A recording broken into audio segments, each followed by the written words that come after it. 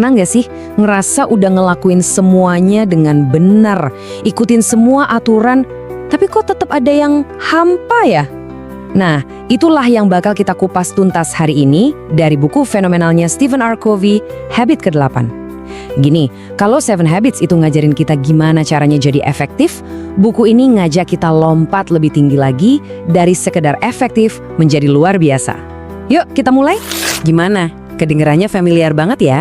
Aku frustrasi dan loyo, tak bersemangat. Kalimat ini seolah-olah jadi suara hati banyak orang di zaman sekarang. Rasanya tuh kayak terjebak di rutinitas yang gitu-gitu aja, kontribusi kita kayak nggak dianggap, dan baterai energi kita tuh kayak bocor. Diisi terus tapi abis lagi. Dan ini bukan cuma soal kerjaan loh, sering banget merempet ke semua aspek hidup kita.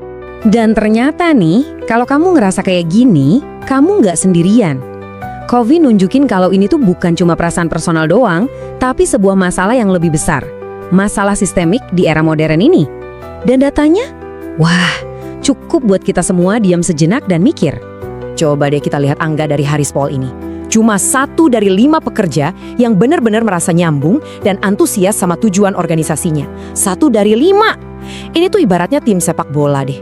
Dari 11 pemain, cuma 2 orang yang benar-benar pengen ngegolin. Sisanya, ya lari-lari aja gitu di lapangan nggak jelas. Kebayangkan seberapa besar potensi yang kebuang sia-sia. Jadi, apa sih akar masalahnya? Menurut Covey, ini semua karena ada satu ketidakcocokan yang luar biasa besar. Kita sekarang hidup di era pekerja pengetahuan, zaman di mana otak, kreativitas, dan semangat kita itu jadi aset paling berharga. Tapi sistem kerja kita, cara kita di-manage, itu masih banyak yang nyangkut di pola pikir era industri, yang lihat manusia tuh kayak mesin, kayak benda yang perlu dikontrol. Kita nggak dilihat sebagai manusia seutuh. Nah, disinilah habit ke-8 ini datang sebagai jawabannya. Covey bilang, di dunia yang sekarang ini, jadi efektif seperti yang diajarin di 7 habits, itu udah bukan pilihan lagi. Itu tuh ibaratnya baru tiket masuknya doang. Untuk bisa benar-benar unggul, benar-benar bahagia dan ngerasa berarti, kita perlu melampaui efektivitas. Kita perlu menggapai keagungan.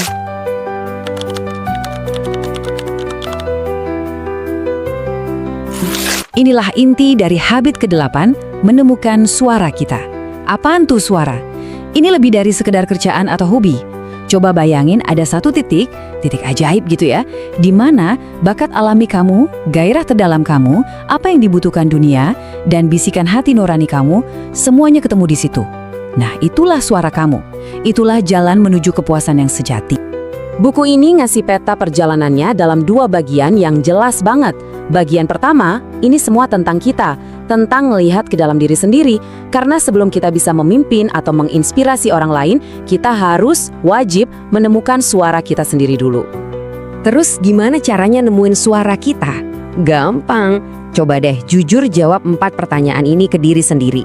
Pertama, bakat. Kamu tuh jagonya di mana sih secara alami tanpa perlu usaha keras? Kedua, gairah. Apa sih yang kalau kamu kerjain bikin kamu lupa waktu, bikin kamu semangat? Ketiga, kebutuhan. Masalah apa sih di dunia ini yang bikin kamu gregetan dan pengen ikut benerin? Dan terakhir, nurani. Jauh di dalam hati, apa yang kamu rasa adalah hal yang benar untuk dilakukan. Nah, kunci buat nyatuin keempat elemen tadi, itu ada di cara kita mandang diri sendiri. Kita perlu ubah cara pandang kita. Berhenti ngelihat diri kita kepisah-pisah. Ini kerjaan, ini keluarga, ini hobi. Mulai lihat diri kita sebagai satu kesatuan, sebagai pribadi utuh. Dan pribadi utuh ini punya 4 kecerdasan yang perlu kita asah bareng-bareng. Ini praktis banget kok. Kecerdasan fisik itu ya sesimpel kita jaga badan, pilih makan yang benar, gerak dikit. Kecerdasan mental, jangan berhenti belajar, baca buku, nonton video kayak gini. Kecerdasan emosional, coba deh lain kali teman curhat, dengerin aja dulu. Bener-bener dengerin, tanpa motong. Dan kecerdasan spiritual, coba deh tiap pagi ambil waktu semenit aja buat nanya, apa sih yang paling penting buat aku hari ini? Pas keempatnya ini seimbang, suara kita bakal makin jelas kedengarannya. Oke, kalau kita udah mulai nemuin suara kita sendiri, perjalanannya belum selesai.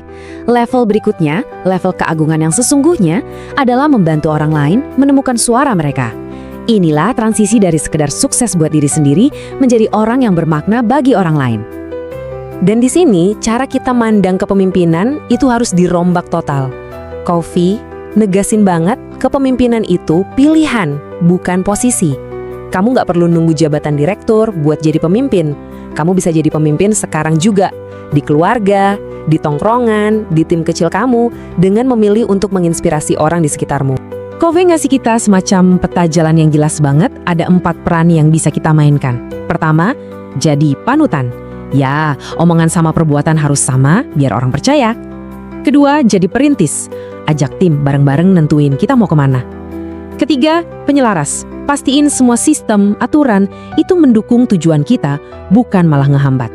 Dan yang terakhir dan paling penting, jadi pemberdaya. Kasih kepercayaan dan biarkan potensi tim kamu meledak.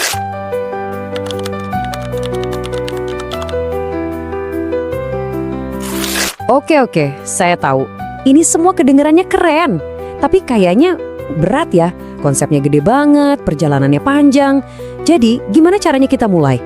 Apa langkah paling kecil tapi paling nendang yang bisa kita lakuin hari ini juga? Covey punya satu saran yang, simple tapi dalam banget. Pertanyaannya, kamu siap nggak ngambil langkah pertama yang paling efektif ini? Dan jawabannya, ternyata simple banget. Langkah pertama yang paling ngefek itu bukan bikin rencana sabrek-abrek, tapi pilih satu aja ide dari yang kita obrolin hari ini, misalnya soal konsep suara atau 4 kecerdasan tadi, dan coba deh ceritain ke satu orang lain. Bisa ke temen, pasangan, atau rekan kerja.